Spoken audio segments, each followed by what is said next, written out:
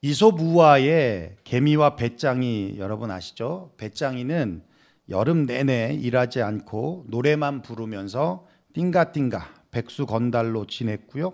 개미는 열심히 일을 했습니다. 겨울이 왔어요. 개미는 굴에서 여름 내내 준비한 음식을 먹으며 따뜻하게 보냈지만 배짱이는 추위에 떨며 개미에게 구걸하는 굴욕을 당하면서 겨울을 보냈다라고 하는 내용입니다. 뉴 버전이 나왔어요. 크리스찬 배짱이 버전입니다. 배짱이는 교회를 다니고 개미는 교회를 다니지 않았습니다. 배짱이는 찬양팀 리더를 맡아서 여름 내내 수련의 찬양 연습과 부흥의 찬양 연습을 하며 섬겼습니다. 개미는 열심히 겨울을 준비했습니다. 개미가 옆을 지나가면서 충고합니다. 배짱아, 너 그러다가 겨울이 되면 먹을 것이 없어서 굶어 죽는다. 하나님이 밥 먹여주냐? 그럼에도 불구하고 배짱이는 믿음의 배짱을 부리며 맡은 일에 충성을 다했습니다. 드디어 겨울이 왔습니다. 어떤 일이 일어난지 아십니까? 배짱이는 아메리카가 탤런트에 참가해서 1등을 해가지고 방탄소년단을 제치고 세계적인 스타가 되고, 개미는 겨울 내내 고질병인 허리 디스크에 시달리면서 겨울을 보냈다는 내용입니다. 믿음의 배짱으로 여름 내내 찬양만 불렀던 배짱이는 성공을 했다는 웃지 못할 이야기입니다. 여러분, 배짱과 뚝심하면 현대그룹 창업자인 고 정주영 씨를 빼놓을 수 없는데요. 여러분, 그분의 일화 중에 유명한 일화가 있죠. 당시 돈도 없고 기술도 없고 또 경험도 없을 때 세계 최고의 조선소를 만들겠다라고 하는 꿈을 가지고 돈을 빌리러 영국의 버클레이 은행에 갔습니다. 회장을 만나서 돈 빌려달라고.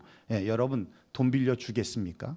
거절당하자 주머니에 있던 500원짜리 지폐를 꺼내서, 지금은 없어졌어요. 지금은 안 만들지만 그 500원짜리 지폐 뒤에 거북선이 있었거든요. 그걸 꺼내더니 이게 뭔지 아냐고, 철갑선이라고, 영국보다 무려 300년이나 앞서 만든 거라고, 일본이 침략할 때 이걸로 다 때려 부셨다고, 우리에겐 이런 포텐셜이 있다라고 하면서 설명해서 결국은 돈을 빌렸어요. 그래서 세계 제1의 조선소를 만들 수 있었다고 합니다. 그래서 여러분 잘 아시죠?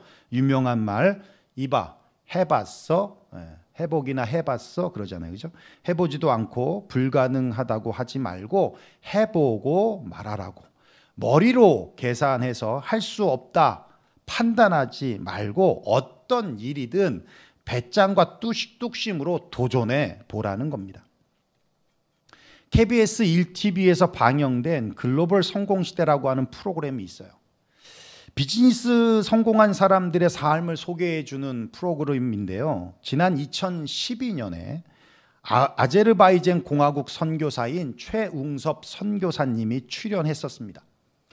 선교사가 무슨 이런 프로그램에 나오느냐라고 하실 분도 계시겠지만, 연 매출 7억 달러를 달성한 성공한 사업가이기 때문이었습니다. 물론 사업에 성공한 후에 선교사가 된 케이스가 아니라 일반적인 선교 훈련을 받고 선교사가 돼서 그 나라에 가서 사업을 해 성공한 선교사 사업가였습니다.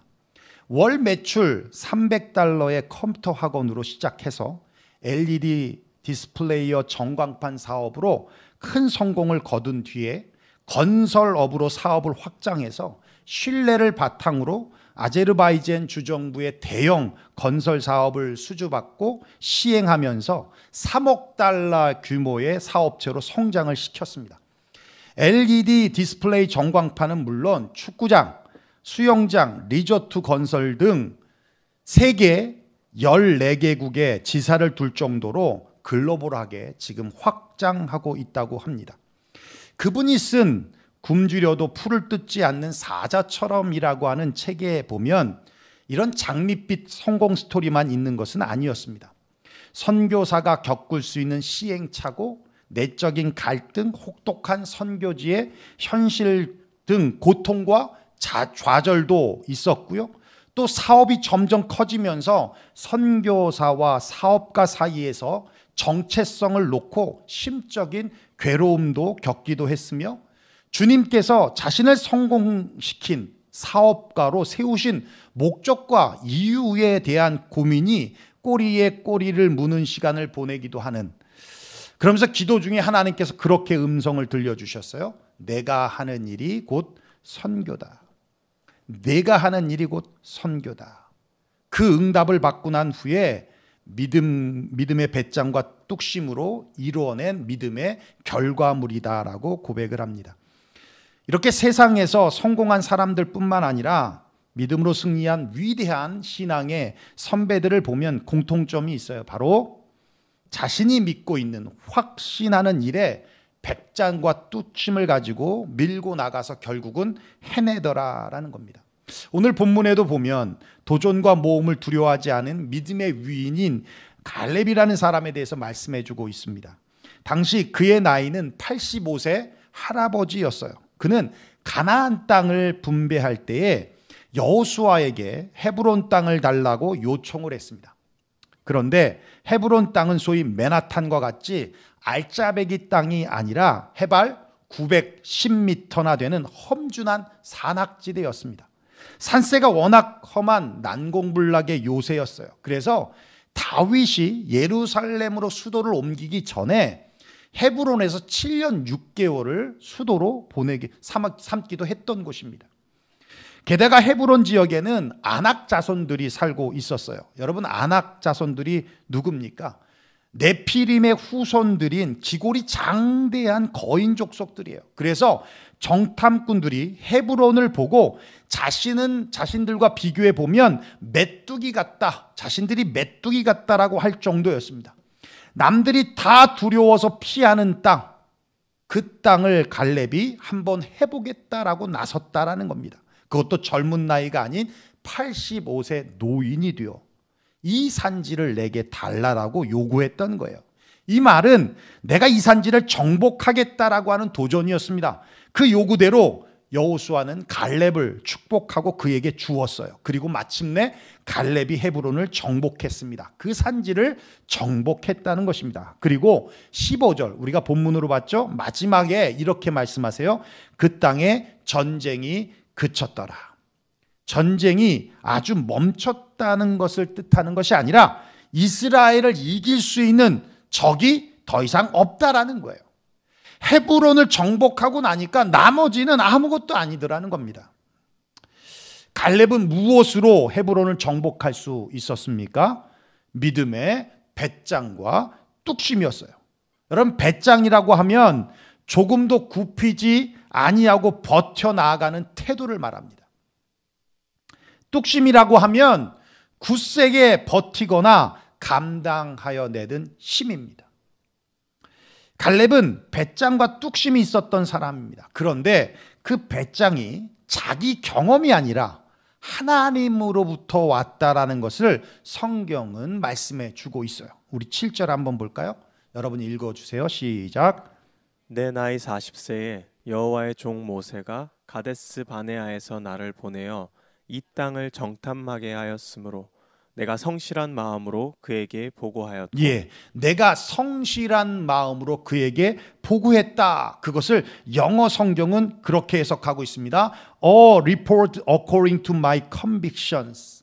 확신에 따라서 보고했다는 거예요. 그렇다면 그 확신은 어디에서 온 것인가? 8절 후반절입니다. 8절 한번 읽어볼까요? 시작. 나와 함께 올라갔던 내 형제들은 백성의 간담을 높게 하였으며 나는 내 하나님 여호와께 충성하였으므로. 예, 이 말은 내 하나님을 온전히 따랐다라는 뜻입니다. 하나님이 주신 말씀, 믿음에 기인된 것임을 우리가 알 수 있습니다. 갈렙은 38년 전 12명의 정탐꾼 중에 한 사람으로 뽑혀서 가나안을 정탐해 갔습니다. 그 당시 나이가 40세였어요. 정탐꾼들 중 다수의 사람인 10명은 하나님이 약속해 주신 가나안 땅에 대하여 악평했습니다.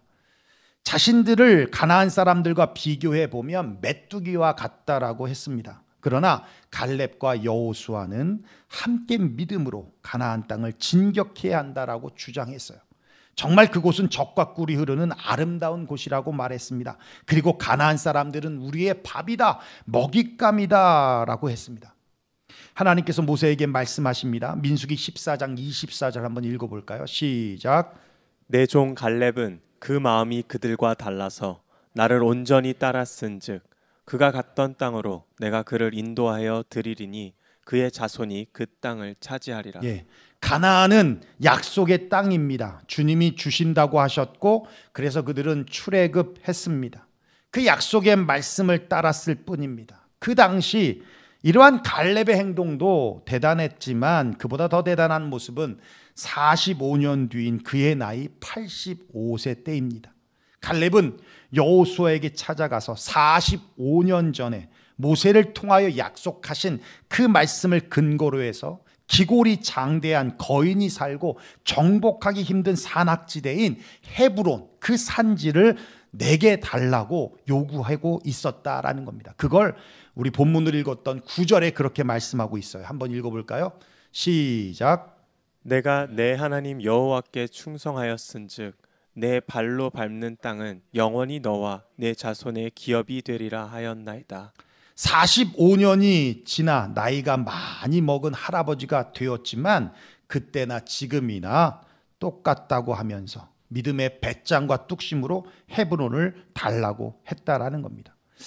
많은 신앙인들이 보면 하나님을 믿습니다. 그리고 또 믿음의 확신도 있습니다.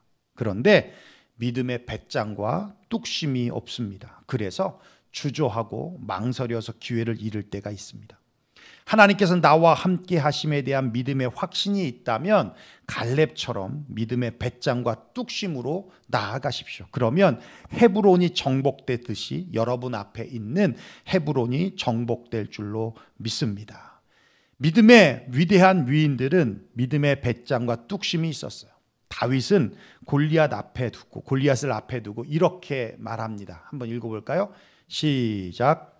너는 칼과 창과 단창으로 내게 나아오거니와 나는 만군의 여호와의 이름 곧 내가 모욕하는 이스라엘 군대의 하나님의 이름으로 내게 나아가노라. 전쟁은 여호와께 속하였다. 정말 그에게는 물매와 돌 5개가 전부였습니다. 그런데 골리앗은 5개도 낭비였습니다. 물맷돌 하나로 끝장이 났습니다. 다니엘의 세 친구인 사드락과 메삭과 아벳느고는 금신상에 절하지 않겠다고 하니까 그럼 풀무불에 들어가라고 그랬을 때 오케이. 그리고는 들어갔어요. 우리 한번 읽어볼까요? 시작. 섬기는 우리 하나님이 우리를 극렬히 타는 풀무 가운데에서 능히 건져내셔겠고 왕의 손에서도 건져내시리이다. 그리 아니하실지라도 왕이여 우리가 왕의 신들을 섬기지도 아니하고 왕의 세우신 금신상에게 절하지도 아니할 줄을 아옵소서.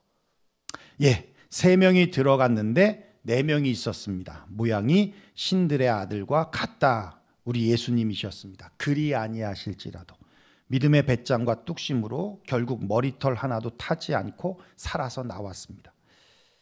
에스더 여왕은 하만이라고 하는 간교한 자에 의해서 유대 민족이 멸망당할 위기에 있을 때 아무리 왕비라고 해도 왕의 부름 없이는 왕 앞에 나아갈 수 없었지만 유대 민족들에게 3일 금식을 명령하고 자신도 금식하고 그리고 죽으면 죽으리라는 믿음의 배짱으로 왕께 나아갔습니다.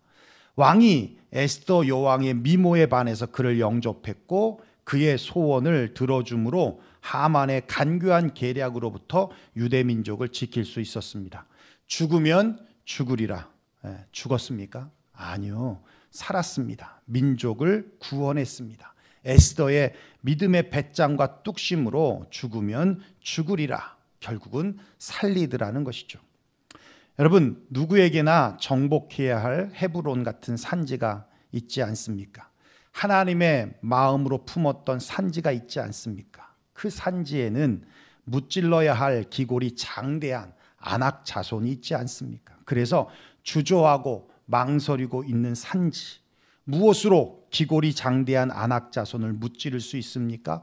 무엇으로 그 산지를 평탄하게 만들며 정복할 수 있습니까?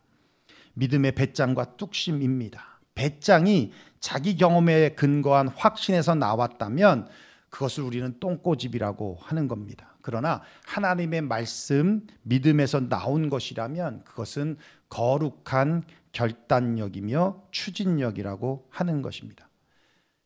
이 산지를 내게 주소서라고 했던 갈렙처럼, 전쟁은 여호와께 속했다고 했던 다윗처럼, 그리 아니하실지라도라고 했던 다니엘의 세 친구처럼, 죽으면 죽으리라 했던 에스더처럼 믿음의 배짱과 뚝심으로 주저하지 말고 망설이지 말고 두려워하지 말고 나아가시기를 바랍니다. 그러면 다음은 주님이 해주실 것입니다. 세상의 많은 사람들은 앞으로 올 미래의 삶이 평탄대로와 같이 열리기를 원합니다. 그러기에 도전을 두려워합니다. 모험을 무모함으로 생각합니다. 그래서 안정을 찾고 안주하려고 합니다. 그러나 안주하면서부터 변화의 균열 속으로 빠져 몰락을 자초하는 것이라는 것을 우리는 잊어서는 안 될 것입니다. 지금의 안정에 안주하려 하지 말고 하나님이 주신 산지를 갈렙과 같이 믿음의 배짱과 뚝심으로 정복하시기를 주의 이름으로 축원합니다. 그리스도인은 앞으로 올 길의 평탄대로가 아니라 지나온 길의 탄탄대로의 삶이 되기를 기도해야 할 것입니다.